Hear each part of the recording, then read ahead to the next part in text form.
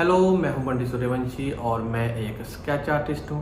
मुझसे बहुत लोग पूछते हैं कि मैं कौन कौन सी चीज़ें अपनी आर्ट में इस्तेमाल करता हूं। तो इस वीडियो में मैं वही सब चीज़ें बताऊंगा कि मैं अपनी आर्ट में कौन कौन सी चीज़ें इस्तेमाल करता हूं।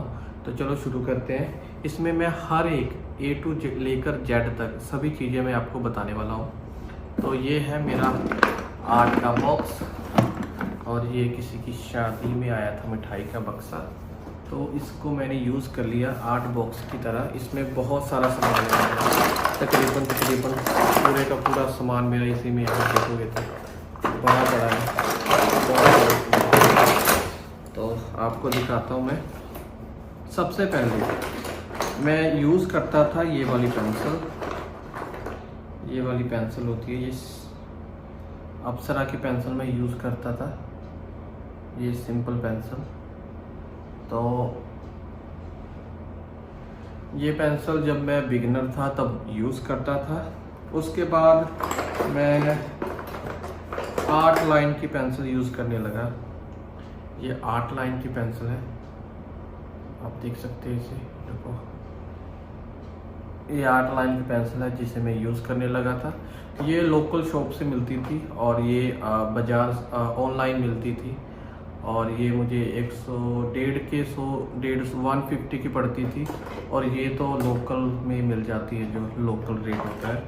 उसके बाद मैंने अपने आर्ट वर्क को थोड़ा अपग्रेड किया पेंसिल में। तो मैंने एक थोड़ी अच्छी क्वालिटी की स्टेडलर की पेंसिल मैंने मंगवाई। स्टेडलर ये रही, ये पेंसिल है। जो भी आर्टिस्ट हैं वो जानते हैं कि इसकी क्वालिटी कितनी अच्छी है, पर इसका जो सिक्का जो 8B पेंसिल का है वो मुझे थोड़ा सॉफ्ट लगा। और उसके बाद मैंने थोड़ी यूज़ की फैबर कास्टल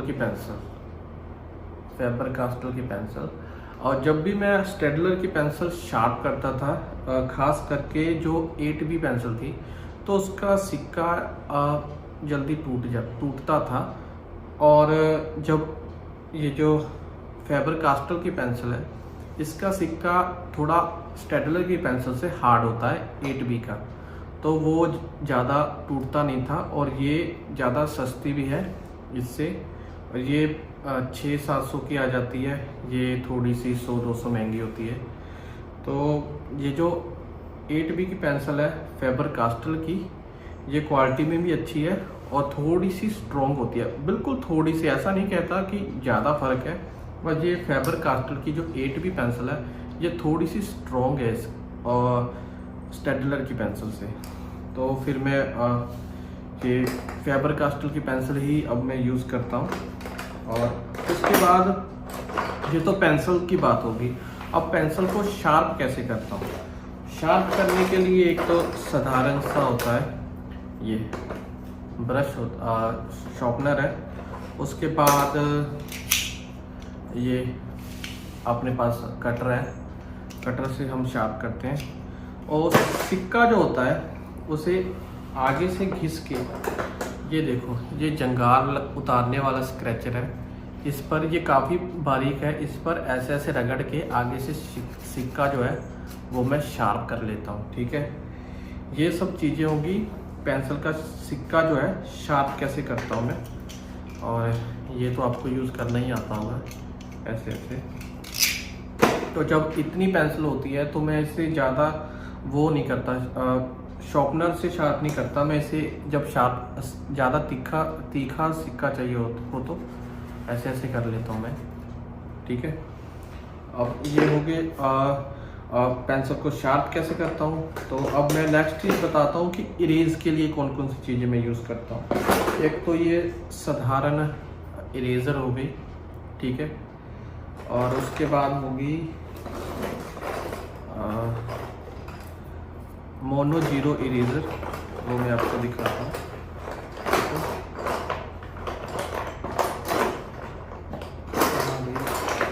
इतने सामान में वो खो जाती है, ये देखो ये रही मोनो जीरो इरेज़र।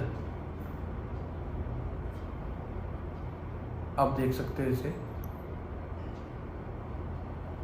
ये होता है कि हेयर जब ड्रॉ करने हो, हल्के हल्के हाईलाइट देनी हो, वहाँ पर ये यूज़ होती है। और ये पेंसिल इरेज़र, ये कहनूर की पेंसिल इरेज़र है। ये पेंसिल की तरह होती है, ये भी हाईलाइट देने के लिए और हेयर पे ये भी यूज़ होती है। और उसके बाद है ये नेडेबल इरेज़र, ये कली की तरह होती है और इसको आगे से ऐसे करके आप हल्का हल्का इरेज कर सकते हो। तो ये सभी इरेज़र हो गई। और एक इरेज़र और है, ये है इलेक्ट्रिकल इरेज़र। ये ऐसी होती है, इसके आगे एक मिनट निकाल के दिखाता हूँ। इसके आगे ऐसी चीज़ें होती हैं, ये रबड़ होती है, इसके आगे लग जाती है इस तरह से। एक मिनट, फिर यहाँ पर ऐसे लगी और इसे यहाँ पे डाल के, और इसमें सेल पड़ते हैं और ये घूमती है। ये भी हाईलाइट के लिए काम आती है, जहाँ पर काफ़ी स्ट्रॉन्ग हाईलाइट देनी होती है। उसके बाद हाईलाइट के लिए मैं यूज़ करता हूँ ये जेली रोल पेन। ये फ्लूट की तरह होता है। और यहाँ पर पहले मैं फ्लूट भी यूज़ करता था, पर उससे क्या होता है कि ये ज़्यादा मोटा होता है। तो उसके बाद मैं जेली पेन यूज़ करने लगा, हाथ आँख के अंदर हल्की सी हाईलाइट देनी होती है। तो उसके अलावा जो डार्क पेंसिल है, उसमें मैं पहले चारकोल पेंसिल भी यूज़ करता था, अब नहीं करता चारकोल पेंसिल। उसके अलावा ये कॉन्टी पेरिस की पेंसिल भी मैं यूज़ करता था, पर ये बहुत फैलती है, तो फिर मैंने ये यूज़ करनी बंद कर दी। तो बीच बीच में कभी कभार मैं यूज़ कर लेता हूँ, वरना मैं नहीं करता। और ये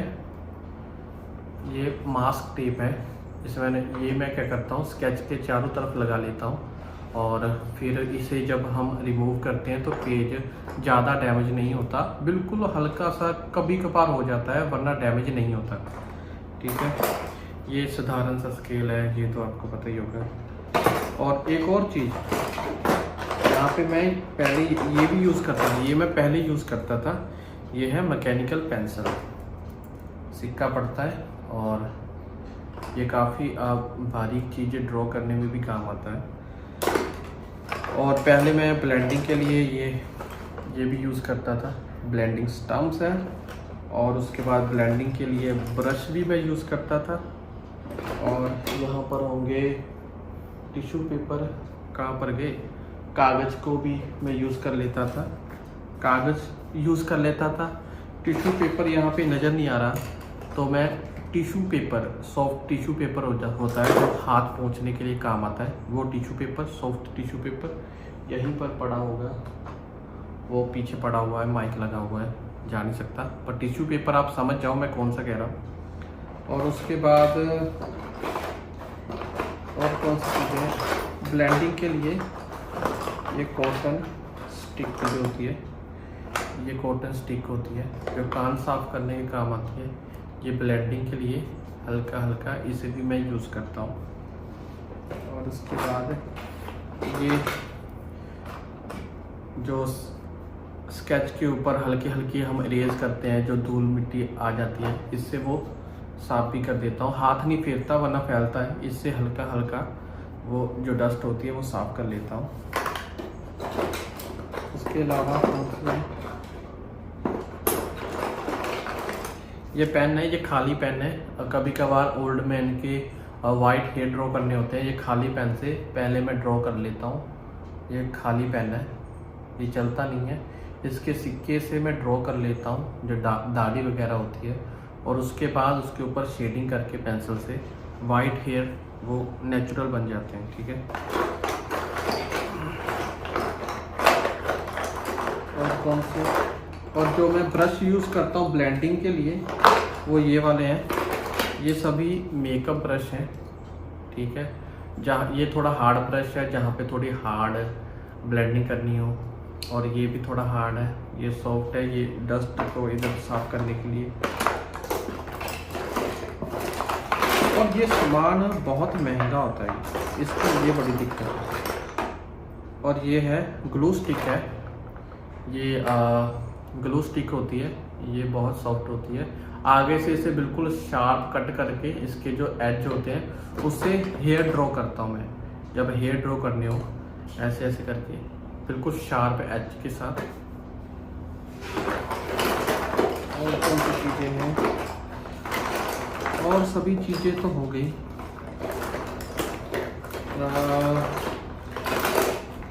मुझे नहीं लगता कोई चीज़ बची है। अब मुझे लगता है आपको पेपर के बारे में बताना चाहिए। पेपर मैं कौन सा यूज़ करता हूँ, एक स्केच में बना रहा हूँ उसका पेपर ही मैं यूज़ कर उससे पहले मैं आपको बता देता हूँ।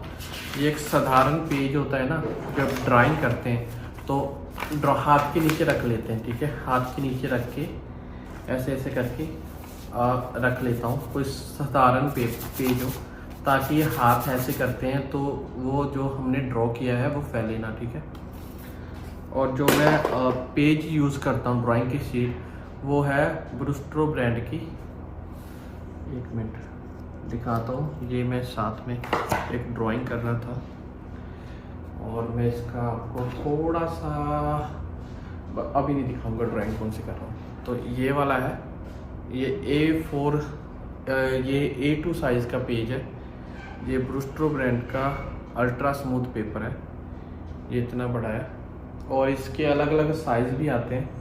ये काफ़ी स्मूथ पेपर है, आप चाहो तो टेक्सचर वाला भी ले सकते हो, मुझे स्मूथ ही पेज अच्छे लगते हैं।